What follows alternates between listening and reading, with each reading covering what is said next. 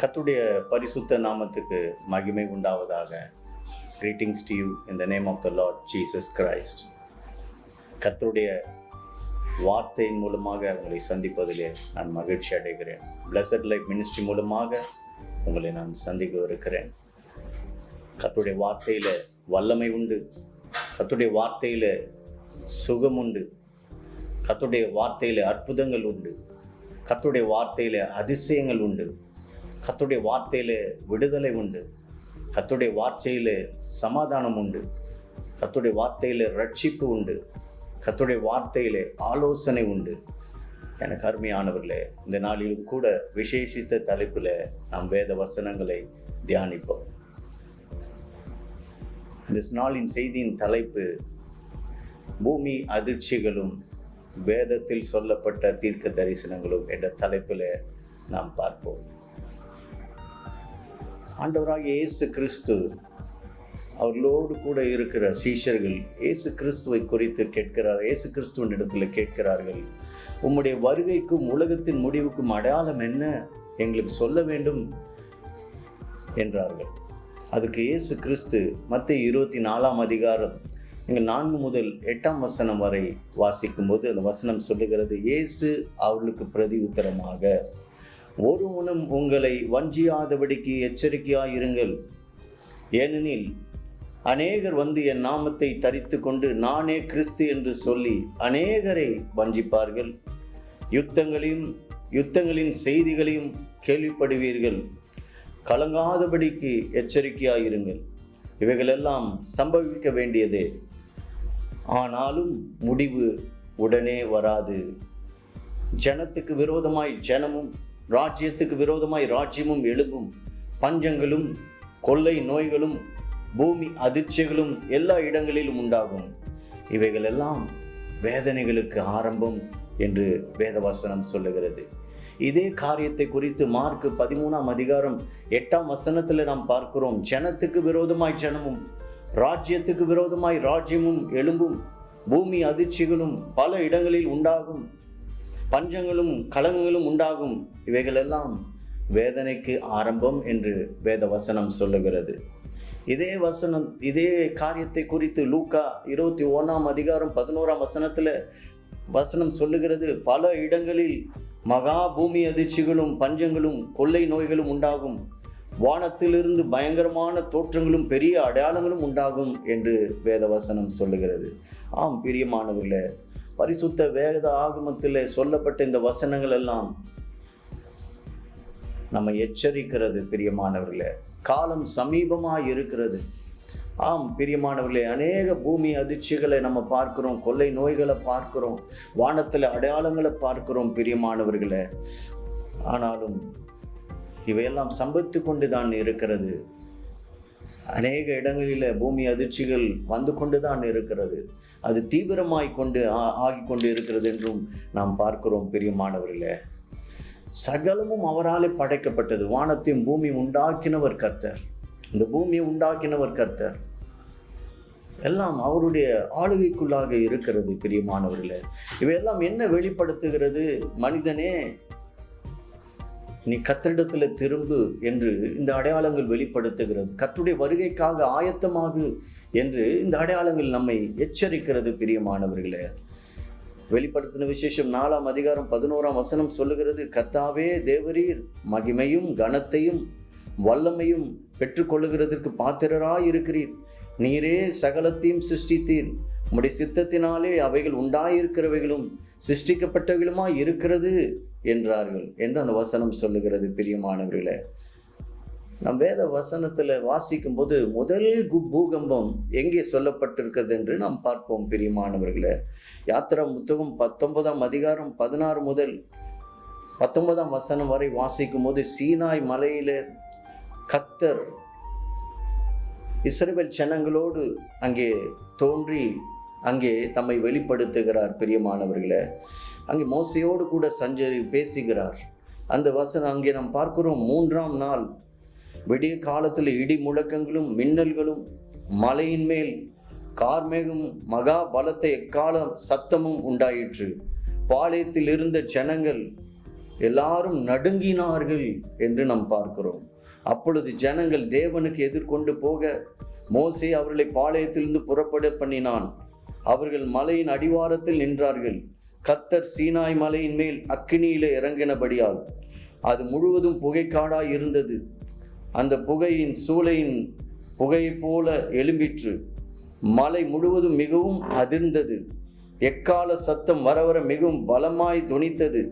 மோசே பேசினான், தேவன் அவனுக்கு வாக்கினால் மறுமொழி கொடுத்தார் என்று வேத வசனம் சொல்லுகிறது. பார்த்தீங்களா, மலை முழுவதும் மிகவும் அதிர்ந்தது என்று நாம் பார்க்கிறோம். பரிசுத்த வேதாகமத்தில் குறிக்கப்பட்ட முதல் பூகம்பமே இதுதான். மலை முழுவதும் அதிர்ந்தது என்று நாம் பார்க்கிறோம் பிரியமானவர்களே. இரண்டாவது பூகம்பத்தை நாம் பார்க்கிறோம். மத்தேயு 27 அதிகாரம் 50 முதல் 52 வசனம் வரை நீங்க வாசிக்கும் போது, இயேசு மறுபடியும் மகா சத்தமாய் கூப்பிட்டு ஆவியை விட்டார். இயேசு கிறிஸ்து சிலுவையில் அறையப்பட்டு தம்முடைய ஜீவனை உலக மனுஷனுடைய பாவங்களுக்காக ஒப்பு கொடுக்கும் போது நடந்த சம்பவம் பிரியமானவர்களே. இயேசு மறுபடியும் மகா சத்தமாய் கூப்பிட்டு ஆவியை விட்டார். அப்பொழுது தேவாலயத்தின் திரைச்சீலை மேல் தொடங்கி கீழ் வரைக்கும் 2ஆக கிழிந்தது. பூமி அதிர்ந்தது. கண்மலைகளும் பிளந்தது. கல்லறைகளும் திறந்தது. நித்திரை அடைந்திருந்த அநேக பரிசுத்தவான்களுடைய சரீரம் எழுந்திருந்தது என்று இந்த வசனம் சொல்லுகிறது. ஆம் பிரியமானவர்களே, இயேசு கிறிஸ்து தம்முடைய ஜீவனை அங்கு சிலுவையிலே ஒப்பு கொடுக்கும் போதும் நாம் அதிசயங்களை பார்க்கிறோம் பிரியமானவர்களே. மூன்றாவது பூகம்பத்தை குறித்து நாம் வேத வசனத்தில் நாம் பார்க்கும்போது மத்தேயு 28 அதிகாரம் 1-2 வசனத்தை நாம் பார்க்கும்போது, அங்கே இயேசு கிறிஸ்து மரித்து உயிர்த்தெழுகிற போதும் ஒரு அதிசயங்கள் நடக்கிறது பிரியமானவர்களே. ஓய்வு நாள் முடிந்து வாரத்தின் முதல் நாள் விடிந்திருக்கையில் மகதலேனா மரியாளும் மற்ற மரியாளும் கல்லறை பார்க்க வந்தார்கள். அப்பொழுது பூமி மிகவும் அதிரும்படி கர்த்தருடைய தூதன் வானத்திலிருந்து இறங்கி வந்து வாசலில் இருந்த கல்லை புரட்டி தள்ளி அதன் மேல் உட்கார்ந்தான் என்று இந்த வசனம் சொல்லுகிறது. ஆம் பிரியமானவர்களே, இங்கேயும் ஒரு பூகம்பத்தை நாம் பார்க்கிறோம் பிரியமானவர்களே. கர்த்தர் சர்வ வல்லமை உள்ள தேவன். மனுஷன் அவருக்கு முன்பாக தாழ்மைப்பட வேண்டும். அவருடைய மகிமையை மனுஷனுக்கு கர்த்தர் வெளிப்படுத்துகிறார். இந்த பூகம்பம் என்ன குறிக்கிறது? மனுஷனே, நீ மனம் திரும்பு என்று வெளிப்படுத்துகிறது பிரியமானவர்களே. பூகம்பத்தை குறித்து நாம் அநேக காரியங்களை பார்க்கும்போது புள்ளி விவரங்கள் சொல்லுகிறது. 1500 ஆண்டிலிருந்து இன்றைக்கு வரைக்கும் பார்த்தீங்கன்னா எத்தனையோ மில்லியன் மக்கள் பூகம்பத்தினாலே மரித்து போயிருக்கிறார்கள் என்று நாம் பார்க்கிறோம். நேஷனல் எர்த்குவேக் இன்ஃபர்மேஷன் சென்டர் என்று சொல்வார்கள். அவர்கள் தான் இந்த பூகம்பத்தை குறித்து புள்ளி விவரங்களை சேகரித்து அதை பப்ளிஷ் செய்கிறார்கள். அவங்க சொல்றாங்க, ஒரு நாளைக்கு ஏறக்குறைய அந்த பூமியில 50 பூகம்பங்கள் ஏற்படுகிறது. ஒரு சிலர் பூகம்பங்கள் மிகவும் சிறிய பூகம்பமாக இருக்கும், அதனால ஒரு பெரிய பாதிப்பும் இருக்காது. பிலிப்பைன்ஸ் நாட்டில் ஒரு நாளைக்கு 20 பூகம்பங்கள் நடந்து கொண்டு இருக்கிறது. அதிக பூகம்பங்களை சந்தித்த நாடு ஜப்பான் நாடு பிரியமானவர்களே. இன்றைக்கு வருடத்துக்கு ஏறக்குறைய 20,000 பூகம்பங்கள் நடந்து கொண்டு இருக்கிறது பிரியமானவர்களே. எத்தனையோ ஜனங்கள் மரித்து போயிருக்கிறார்கள் என்று நாம் செய்தியிலே பார்க்கிறோம் பிரியமானவர்களே. எதிர்காலத்தில் வர வேண்டிய பூகம்பங்கள் இன்னும் அதிகமாய் கொண்டு இருக்கிறது பிரியமானவர்களே. நீங்க புள்ளி விவரங்களை பார்த்தீர்கள் என்றால் பல நூற்றாண்டுக்கு முன்பாக என்னென்ன பூகங்கள்லாம் வந்ததோ அதெல்லாம் நீங்க கணக்கிட்டு பார்க்கும்போது அதோடைய இன்டென்சிட்டி என்று சொல்லுவார்களே அதிகமாய் கொண்டு இருக்கிறது. அந்த கிராஃப் வரைபடத்தை பார்த்தீங்கன்னா முன்னாடி என்றால் எப்பயாவது வரும், அப்படிதான் இருந்தது. ஆனால் இப்போ இந்த கடந்த நூற்றாண்டில் பார்க்கும்போது அடிக்கடி பூகம்பங்கள் இந்த பூமியை தாக்கி கொண்டு பூமியின் மீது வந்து கொண்டே இருக்கிறது பிரியமானவர்களே.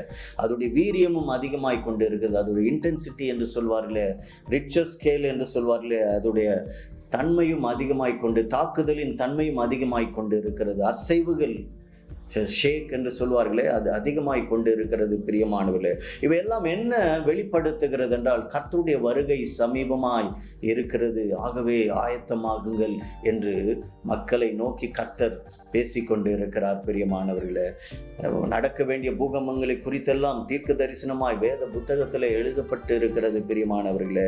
நடக்க போகிற காரியங்கள் எல்லாம் வேத வசனங்களிலே எழுதப்பட்ட தீர்க்க தரிசனங்கள் எல்லாம் நிறைவேறி கொண்டு இருக்கிறது பிரியமானவர்களே. எசேக்கியேல் தீர்க்கதரிசியின் புத்தகம் 38ஆம் அதிகாரம் 18 முதல் 20ஆம் வசனம் வரை நம்ம பார்க்கும்போது, இஸ்ரவேல் தேசத்துக்கு விரோதமாக கோபு வருங்காலத்தில்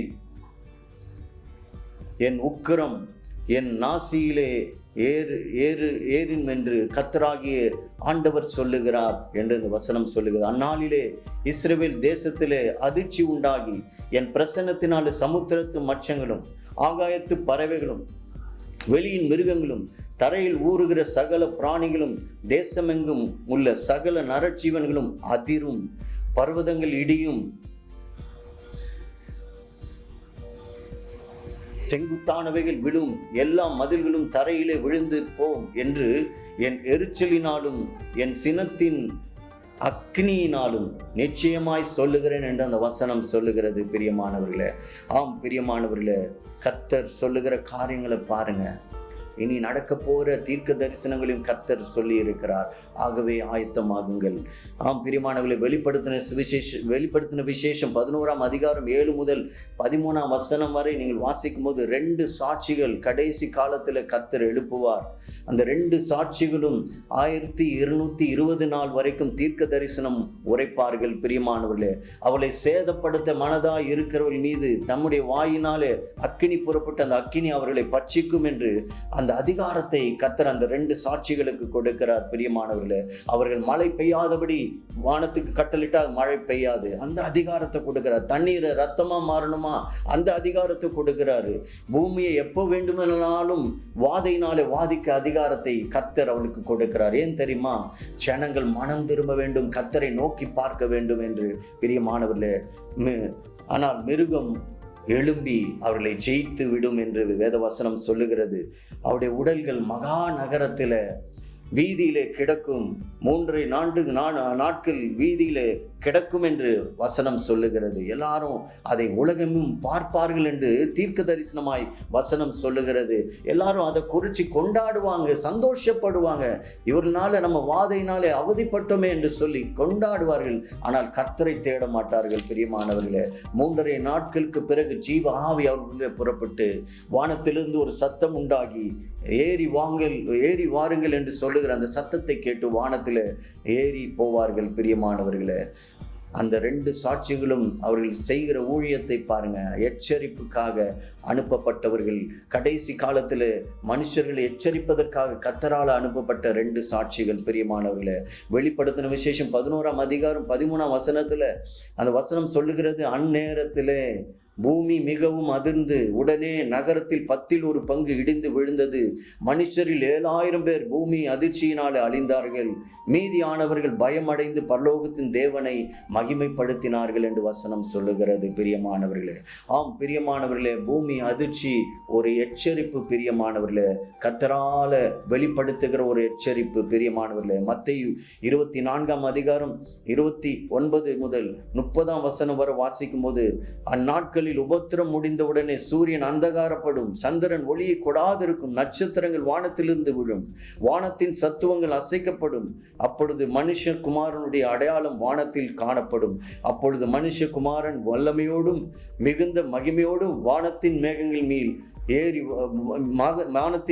மேல் வருகிறதை பூமியுள்ள சகல கோத்திரத்தாரும் கண்டு புலம்புவார்கள் என்று வேதவசனம் சொல்லுகிறது. ஆம் பிரியமானவர்களே, மகா உபத்திரவ காலம் என்று நம்ம பார்க்கிறோம்.